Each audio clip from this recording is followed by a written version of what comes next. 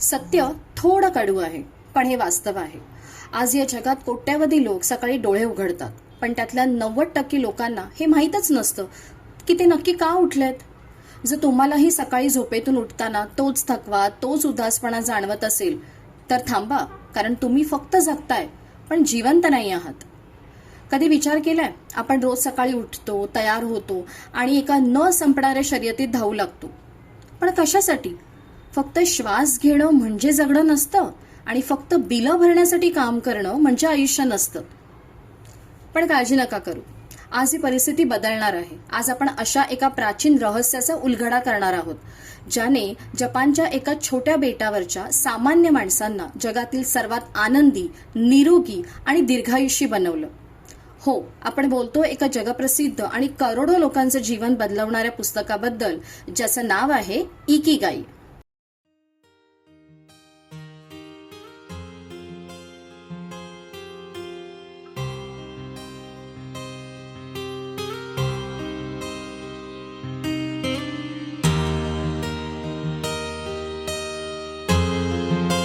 Ikigai हा एक जपानी शब्द आहे, ज्याचा अर्थ होतो जगण्याचं कारण, अ रिझन फॉर बिंग.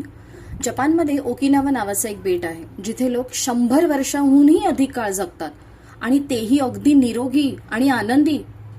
त्याचं रहस्य काय? त्याचं रहस्य दडलंय या इकिगाईमध्ये. जेव्हा तुम्हाला तुमचं इकिगाई सापडतं, तेव्हा तुमची ग्रोथ कधीच थांबत नाही.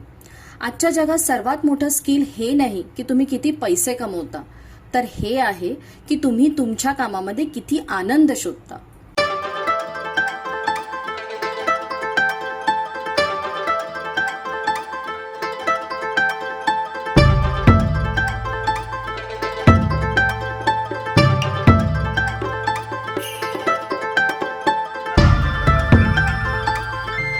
सकाळचे 9 वाजले होते. रस्त्यावर नेहमीचीच धावपळ होती. समीर नेहमीप्रमाणे ऑफिसला निघाला होता, पण त्याच्या पावलात आज उत्साह नव्हता. खांद्यावरची बॅग त्याला आज खूपच जड वाटत होती. त्याच्या मनात एकच विचारचक्र चालू होतं, हेच का माझं आयुष्य? सकाळी उठायचं, साहेबांचे ओरडे ऐकायचे, कामाचा डोंगर उपसायचा आणि फक्त EMI भरण्यासाठी जगायचं. समीरच्या चेहऱ्यावरचा वैताग, त्याच्या आयुष्यातील रिकामेपणा त्याच्या चेहऱ्यावर स्पष्टपणे दिसत होता. असाच विचार करत असताना त्याचं लक्ष रस्त्याच्या कडेला असलेल्या एका छोट्या दुकानाकडे गेलं. तिथे काका मातीची भांडी बनवत होते. उन्हाचा चटका जाणवत होता, अंगातून घामाच्या धारा वाहत होत्या, पण ते काका आपल्या कामात इतके मग्न होते की त्यांना आजूबाजूच्या जगाचा पूर्ण विसर पडला होता. समीरने थांबून काकांना कुतूहलाने विचारलं, काका, या वयात इतकी मेहनत, तुम्हाला थकवा नाही का जाणवत? ते काका प्रेमाने हसून म्हणाले, बाळा, ही मेहनत नाही रे, हे माझं इकिगाई आहे. ही माती जेव्हा माझ्या हातात असते आणि जेव्हा मी तिला आकार देतो, तेव्हा मला मी जिवंत असल्याचा आनंद मिळतो.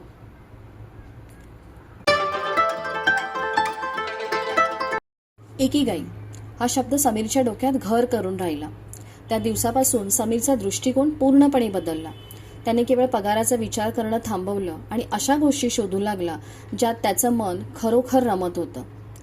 ज्या छंदाला तो आतापर्यंत फक्त वेळ घालवणं समजत होता, त्याला त्याने एका व्यवसायाचं रूप दिलं.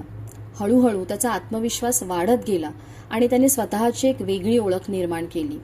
आज तो त्या क्षेत्रातला एक यशस्वी लीडर आहे. त्याचं आयुष्य बदललं होतं, कारण त्याने धावपळीच्या आयुष्यातून थोडा वेळ काढून स्वतःचा इकिगाई मात्र शोधला होता. आपली अडचण ही आहे की आपण आयुष्यभर दुसऱ्याच्या यशाची व्याख्या आपली मानतो. या पुस्तकातून मी शिकलेली सुखाची व्याख्या आता आपण पाहूया. जपानी भाषेत रिटायरमेंट शब्दाला काहीच अर्थ नाहीये. इकिगाई सांगतं की तुमचं शरीर आणि तुमचं मन हे नेहमी कार्यरत ठेवा. जोपर्यंत तुम्ही काहीतरी नवीन शिकताय, तोपर्यंत तुम्ही तरुणच आहात. म्हणून कधीही रिटायर्ड होऊ नका. Stay active. घाईत केलेलं काम हे नेहमी तणावच देतं. ओकिनावाचे लोक म्हणतात, हळू चालाल तर लांबपर्यंत जाल. आयुष्याचा आनंद घ्यायला शिका. प्रत्येक क्षणामध्ये स्वतःला जगा. पूर्ण पोट भरण्यापेक्षा थोडं रिकामी ठेवा. जर तुम्ही 80% जेवता, तेव्हा तुमची ऊर्जा टिकून राहते आणि तुमचं आयुष्यही वाढतं. एकाकीपणा हा माणसाचा सर्वात मोठा शत्रू आहे. त्यामुळे तुमच्याकडे असे लोक हवेत जे तुम्हाला हसवतील, तुम्हाला प्रेरणा देतील आणि महत्त्वाचं म्हणजे कठीण काळामध्ये तुमची सोबत देतील. तुम्ही नेहमी असं काम करा ज्यात तुम्ही इतके मग्न व्हाल की तुम्हाला वेळेचं भानही राहणार नाही. तो फ्लो म्हणजे तुमचा खरा आनंद आहे.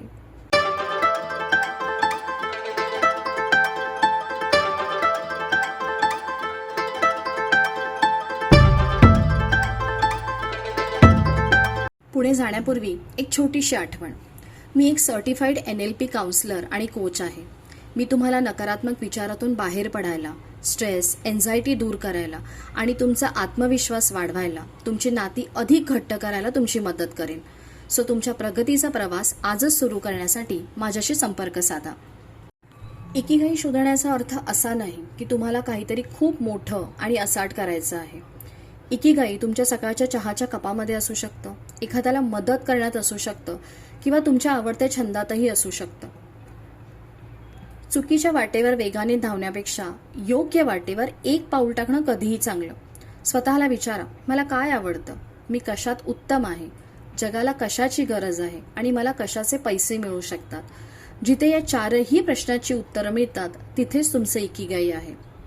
इकिगाई म्हणजे फक्त एक जपानी शब्द नाही, तर तो आपल्या आत दडलेला एक आवाज आहे जो रोज आपल्याला सांगतो की उठ, तुझ्या आयुष्याला एक अर्थ आहे. कधी कधी आपल्याला वाटतं की आपण खूप मागे राहिलो आहोत किंवा आपल्याला काही साध्य करता आलेलं नाही. पण लक्षात ठेवा, जोपर्यंत तुमच्यात काहीतरी नवीन करण्याची ओढ आहे तोपर्यंत तुमचं इकिगाई जिवंत आहे. आजचा दिवस ही एक नवी संधी आहे स्वतःला ओळखण्याची, स्वतःला शोधण्याची. जर तुम्हाला या व्हिडिओतून थोडी प्रेरणा मिळाली असेल तर खाली कमेंटमध्ये तुमची इकिगाई नक्की सांगा. जर ती अजून सापडली नसेल तर फक्त शोधतोय असं लिहा, कारण शोध सुरू करणं हे यशाचं पहिलं पाऊल आहे. हा व्हिडिओ तुमच्या मित्रमैत्रिणींना, जवळच्या व्यक्तींना शेअर करा ज्याला सध्या थोड्या प्रेरणेची गरज आहे. आणि हो, आपल्या प्रवासात सामील होण्यासाठी चॅनलला सबस्क्राईब करायला विसरू नका. पुन्हा भेटूया पुढच्या व्हिडिओमध्ये. तोपर्यंत स्वतःची काळजी घ्या, हसत राहा आणि महत्त्वाचं, काहीतरी असे करून दाखवा की तुमच्या यशाकडे पाहून जगाने म्हणावे, मला याच्यासारखं व्हायचंय.